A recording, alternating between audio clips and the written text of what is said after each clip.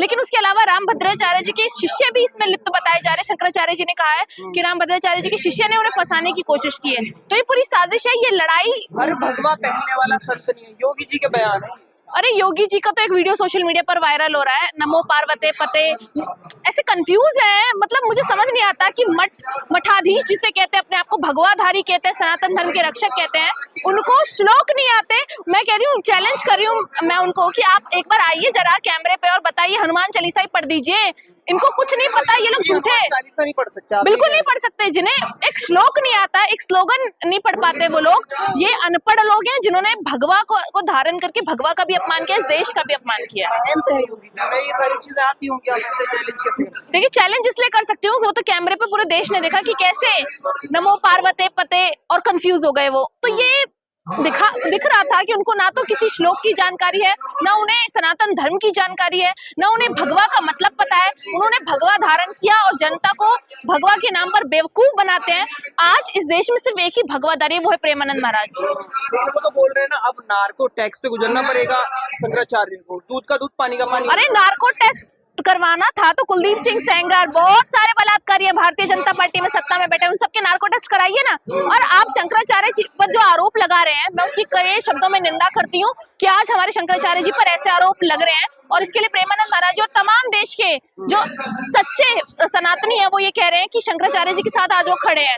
जांच में सहयोग किया जाएगा, लेकिन अगर शंकराचार्य जी निर्दोष साबित हुए तो इस सत्ता को उखाड़ने का काम ये देश और ये जनता करेगी। प्रेरित है शंकराचार्य, पक्ष उनको सपोर्ट करता है, वो करवा रहा है ये। अरे जो मोदी जी के समर्थन में जो शंकराचार्य जी से रामभद्राचार्य जी बोले तो वो बहुत सही है, लेकिन जो सच को बोल दे वो भी पक्ष के साथ है। ये एक भारतीय जनता पार्टी की सोच है, मानसिकता है। इसलिए उन्होंने, वो जानते थे कि जिस तरीके से शंकराचार्य जी लगातार कैमरे पर आकर के सच उजागर कर रहे हैं, इससे भारतीय जनता पार्टी को नुकसान हो सकता है। सनातन विरोधी जो इनकी मानसिकता है वो उजागर कर रहे थे शंकराचार्य जी देश के सामने, तो इसलिए इन्होंने शंकराचार्य जी के साथ ऐसे एक्ट लगवाए हैं। मजा आता है शंकराचार्य जी को बार बार लाइमलाइट में रहने का, इसलिए वो सरकार को इस तरीके से घेर।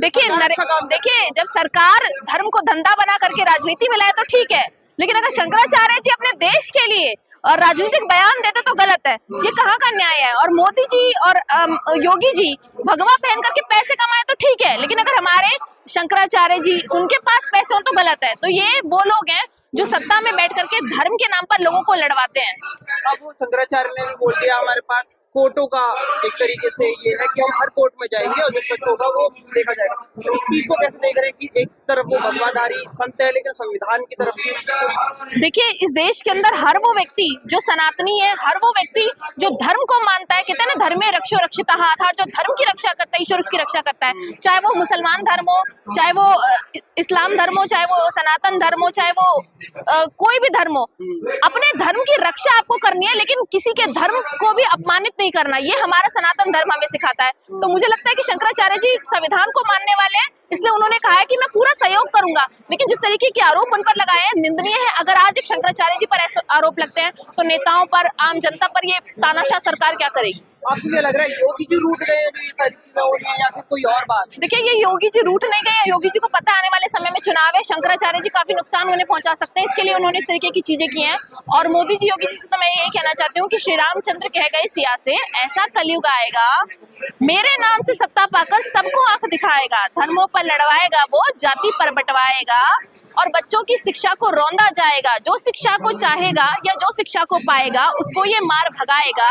ऐसा कर कर वैसा कर कर अपना मकसद पाएगा। तो ये धर्म पर लोगों को लड़ाना चाहते हैं और जो भी व्यक्ति निष्पक्ष होकर सभी धर्मों सभी जातियों की बात करता है उनको ये जेल में डाल देते हैं। सवाल ये भी है कि योगी जी मोदी जी धर्म को आगे बढ़ा रहे हैं, शंकराचार्य उसको कहीं ना कहीं डाउन दिखा रहे हैं। धर्म को आगे बढ़ाने वालों को श्लोक नहीं पता, धर्म को आगे बढ़ाने वालों को भगवा का मतलब नहीं पता, धर्म को आगे बढ़ाने वालों को ये नहीं पता कि शंकराचार्य जी पूजनीय है, धर्म को आगे बढ़ाने वालों को ये नहीं पता कि इस देश के अंदर सैनिकों का सम्मान किया जाता है, धर्म को आगे बढ़ाने वालों को ये नहीं पता कि लोकतांत्रिक देश के अंदर प्रोटेस्ट करना हमारा अधिकार हो। धर्म युद्ध भी हुआ था और मैं कहती हूँ कि आज ये युद्ध ऐसा है कि बीजेपी वर्सेस पूरा देश खड़ा है और इनको सत्ता से हटाने का काम हम लोग करने वाले हैं। उत्तर प्रदेश के मुख्यमंत्री ने कहा केशव प्रसाद मौर्य हो या वहाँ ब्रजेश पाठक हो, उन्होंने कहा कि जो शंकराचार्य है वो हिंदुओं के भगवान स्वरूप है। लेकिन मैं आपको बता दूं जो भारतीय जनता पार्टी है इसके लिए न हिंदू न मुसलमान कोई भी मायने नहीं रखता, न जात न धर्म, कोई मायने। इसके पास सिर्फ और सिर्फ स्वार्थ की राजनीति है। आज शंकराचार्य में स्वार्थ नहीं दिखा। क्यों नहीं दिखा? क्योंकि शंकराचार्य जो है वो वाजिब बात कह रहे थे। शंकराचार्य ने कहा कि हमने बीजेपी को सपोर्ट किया, बीजेपी को वोट दिलवाने का काम किया। मेरा एक ही मुद्दा था कि उत्तर प्रदेश में जिस तरीके से गौ की हत्या हो रही है, उसके मांस को एक्सपोर्ट किया जा रहा है, उसको रोका जाए। लेकिन सरकार नाकाम रही, और यही एक आज विरोध का कारण है कि वो शंकराचार्य जी आवाज उठा रहे कि हमने जिसके लिए सरकार बनाया वो काम तो हो ही नहीं रहा। आज तो ये सरकार जनता के लिए नहीं, व्यापारियों के लिए है। अडानी, अंबानी, नीरव मोदी, मेहुल चोकसी, ललित मोदी के लिए काम कर रही है। तो स्वाभाविक है शंकराचार्य की जो आवाज है वो बिल्कुल जायज है, और उस आवाज के साथ पूरे कांग्रेस के कार्यकर्ता सहमत है, और हम उसकी लड़ाई लड़ेंगे। लेकिन शंकराचार्य जी को लेकर क्या कानून अपना काम न करे? अगर उन पर आरोप लगा है तो क्या कानून जांच न करे?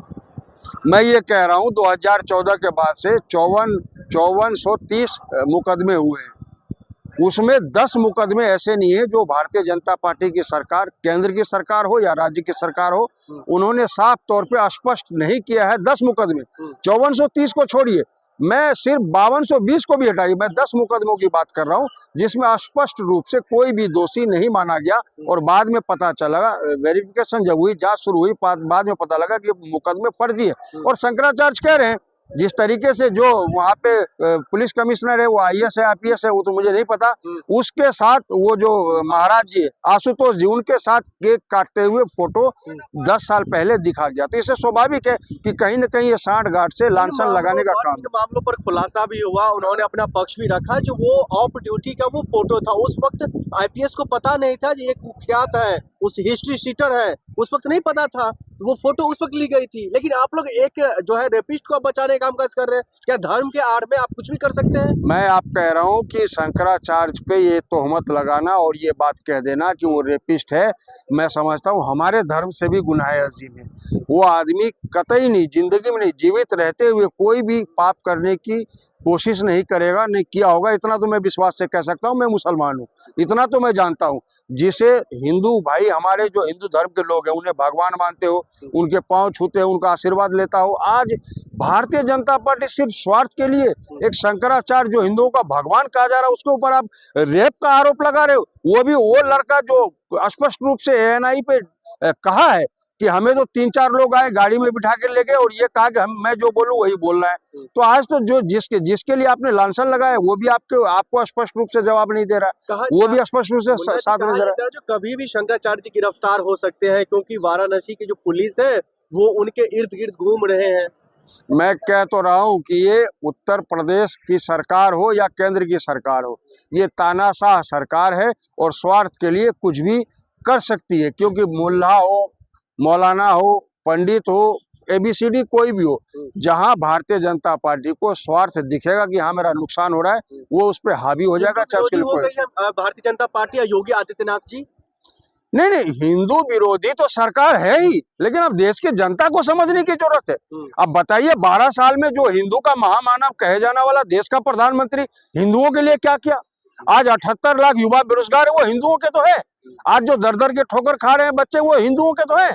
मुस्लिम ठीक है, मुस्लिम सेट है, मुस्लिम कोई अपने काम में व्यस्त है, वो रोजगार में व्यस्त है। जो मिडिल क्लास के लोग हैं, जो ऑफिसर लोग हैं, उनके बच्चे आज बेरोजगार होकर के घर में बैठे, और 13 लाख तो ऐसे युवा है जिनकी शादी नहीं हो रही। शादी क्यों होगी? क्योंकि उन लोगों में, मिडिल क्लास जो ऑफिसर लोग हैं, उनमें ये होता है कि अगर लड़का आपका अगर कहीं सरकारी जॉब कर रहा है तो अच्छे रिश्ते आ जाएंगे और आपकी शादी हो जाएगी। जब तक लड़का बेरोजगार है तो ये लड़की अपने देते नहीं।